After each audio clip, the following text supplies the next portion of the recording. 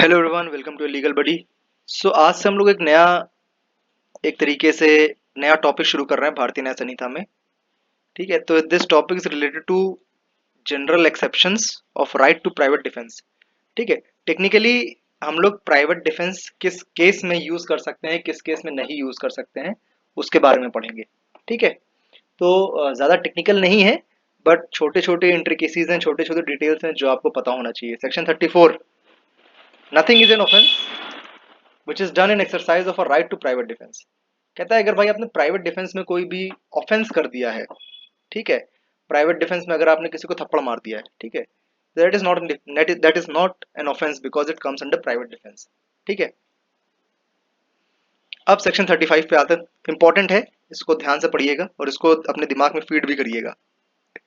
कि कहता है every person has a right subject to restrictions contained in section 37 to defend दो चीजें। ठीक, सेक्शन 37 इसके साथ हम लोग सेक्शन 37 पढ़ेंगे। ठीक है, सेक्शन 37 जो है, ठीक, 37 बात करता है किन किन केसेस में प्राइवेट डिफेंस नहीं है। ठीक है, लेकिन 35 अभी हम लोग 35 पे फोकस करेंगे।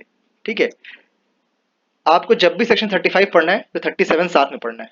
ठीक है, कहता है every person has a right subject to restrictions contained in section 37 to defend his own body and the body of any other person subject against any offense affecting the human body। ठीक है, ये आप हैं। ठीक है, आपके ऊपर कोई चाकू लेके दौड़ा रहा है आपको मारने के लिए, इसके हाथ में ये चाकू है, आपको दौड़ाने, अब मार रहा है, आप इधर भाग रहे हैं, पीछे पीछे भाग रहे हैं, तो you have this private defence कि आप अपने आप को बचाएं इस आदमी से। ठीक है, इसके लिए आप एक डिफेंस मैकेनिज्म अप्लाई कर सकते हो जिससे आपके पास आपके ऊपर चाकू ना लगे। इसके लिए आप इसका हाथ रोक सकते हो, इसका पैर पकड़ सकते हो, यानी कुछ भी ऐसा कर सकते हो।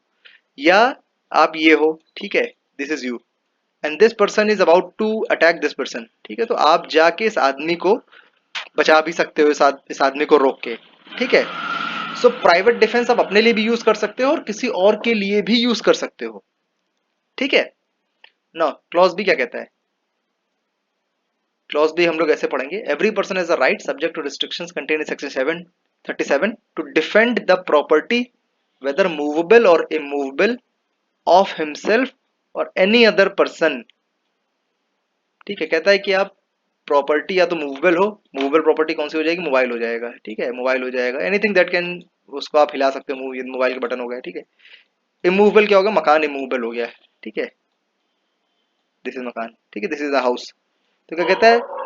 डिफेंड द प्रॉपर्टी इधर मूवेबल और इमूवेबल ऑफ हिमसेल्फ और एनी अदर पर्सन, दूसरे आदमी की भी आप प्रॉपर्टी को बचा सकते हो, प्राइवेट डिफेंस कर सकते हो against any act which is an offence falling under the definition of theft, robbery, mischief और क्रिमिनल ट्रेसपास। ठीक है, और which is an attempt to theft, robbery, mischief और क्रिमिनल ट्रेसपास।